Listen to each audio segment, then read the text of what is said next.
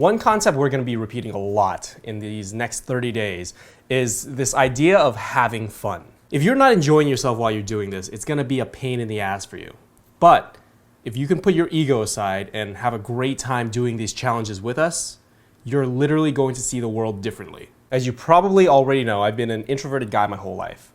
And it was really hard for me to go out and talk to girls, even after 1 or 2 years of practicing every weekend. So one of the things I did to change my mindset on this is I gave myself fun little weird quirky challenges. After I did that, I didn't really perceive talking to women as like a chore or something that I had to do anymore. It was now turned into more of a game I played with myself. And don't worry, every single day of Simple 30, we're gonna do the challenges with you so you can get a sense of how we make it fun for ourselves. So for the first challenge, you're not even gonna have to leave your house. This is going to be the only challenge where you can do it at home. It's a really good way to get warmed up for these coming 30 days, and it's going to put you in the right mindset for what's to come. Today, your challenge is to go online and find a business that you can call.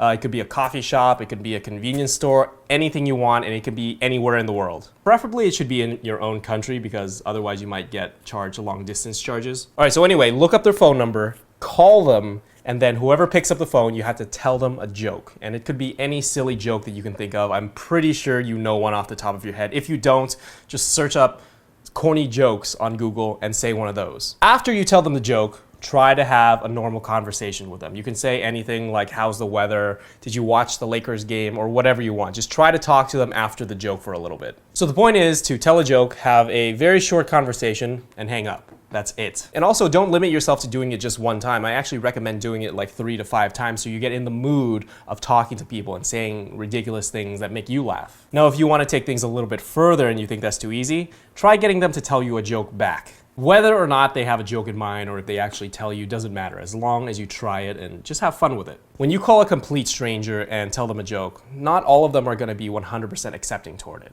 And let's be real, it's a really odd thing to do, and some people just don't know how to handle that situation. But don't let that discourage you. You will eventually find someone who plays along. And the point is not how they react to you, the point is what you're doing for yourself. Now you're probably thinking, what the fuck is the point of doing this challenge? This is so stupid. What does this have to do with picking up girls? So just think back to what we said in the first podcast you heard. Everything has its purpose, and you're not gonna realize why you're doing this until it helps you later on down the road. But just to give you an overview, this is to get you started at the basics. And I don't give a shit how good you are or if you're getting laid every single weekend.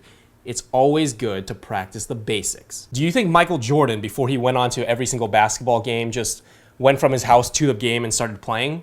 No, he sat down and he stretched first, he warmed up, and then he did some layups. All of these basic things that set a foundation for what he's about to do later. So the takeaway from this challenge is to just get your mouth moving, to get you familiar with this idea of doing ridiculous things that might not make sense at first, but it helps you a lot in the future. Also, this is a good starting point because you don't have to talk face to face with a person. And this allows you to really focus on your tonality, really focus on what you're saying and how you feel about yourself. You don't have to worry about like body language, eye contact, and all that stuff right now. And again, you might be a person who's never talked to a stranger in his life, or you might be someone who's pretty good at pickup and knows kind of what he's doing. But no matter what your skill level is, this challenge, along with the next few days, is going to set the foundation for the state of mind you should be in when you're taking this program. Again, think about your favorite sports player and what they have to do before they start playing the game.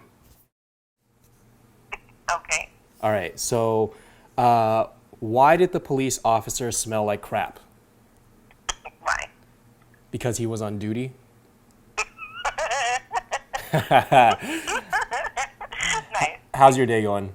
So far, so good. You? Awesome, pretty good. I hope that cheered you up at least a little bit. You did. Okay, You cool. did.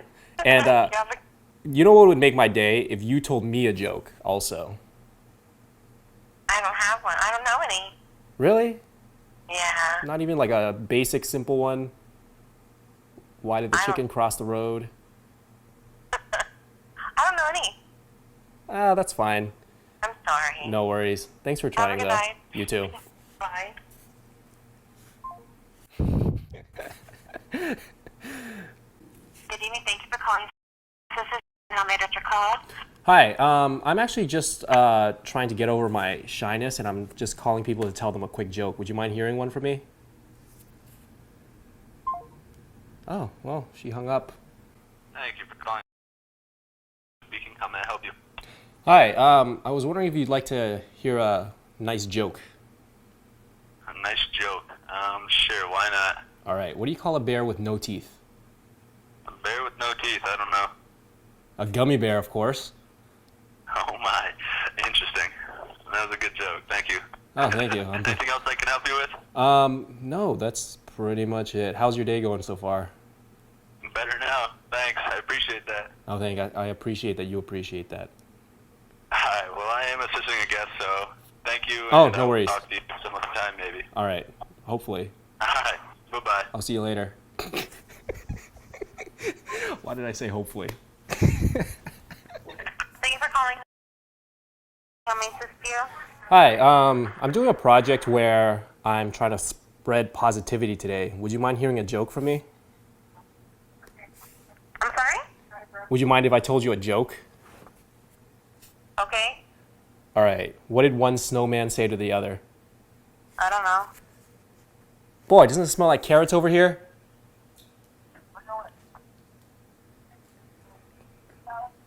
Okay. Hi, I'm actually trying to just get over my fear of talking to people, so I was wondering if I could just tell you a joke really quick. Sure. Okay, great. Why does Snoop Dogg carry an umbrella around? Don't know. For drizzle. That's funny. Thank you, thank you. Was that really Alright. funny, or what, are you laughing out of No, it's courtesy? funny. Thank you for calling. They direct call. Oh, before we get to that, I was just wondering if you would like to hear a joke really quick. Sure. All right, it'll be PG, I promise. Okay. So Celine Dion walks into a bar, and the bartender says, "Why the long face?" Okay.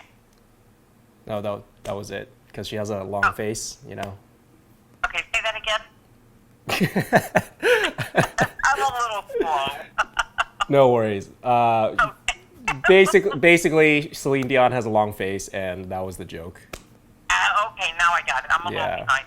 No worries, no worries. And yeah, I kind of lied to you at first. I'm just calling around to tell people jokes, kind of make them Really? laugh. Oh, well, you know what? That's good.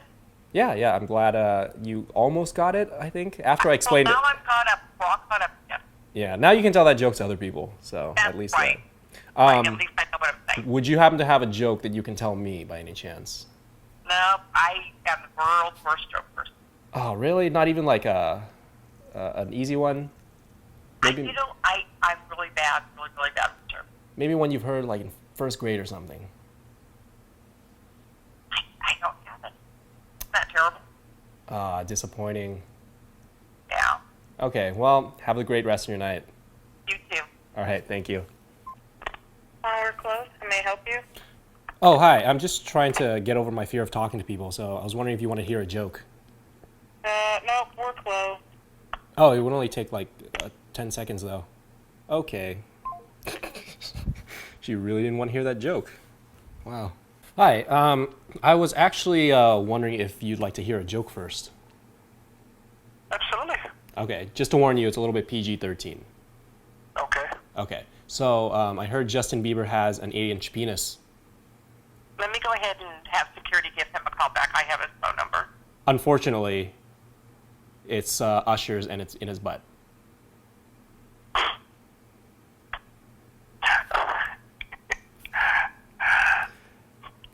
That's all. I'm actually just trying to get over my shyness of talking to people, so I'm calling around Absolutely. to hopefully make people's day. I hope that didn't offend you in any way. Oh, well, thank you, sir. Okay, no problem. Have a good day, sir. You too. Bye. She was seriously going to have security call me back. Wow. Did you hear that? Yeah. She was like, I'm going to have security call him back. I have his number. It's just a joke, bitch. Chill out. Jesus. So as you can see, I had a lot of fun with these calls. And even if you get someone who is grumpy or angry or who just hangs up on you right away, don't take that personally. You should never get too emotionally attached on one interaction, especially if it's just a rejection. And that goes for whether you're on the phone or in person. So anyway, get ready to have a great time with Simple 30. And every single day that passes, the challenges are going to get more and more and more interesting. All right, I'll see you tomorrow.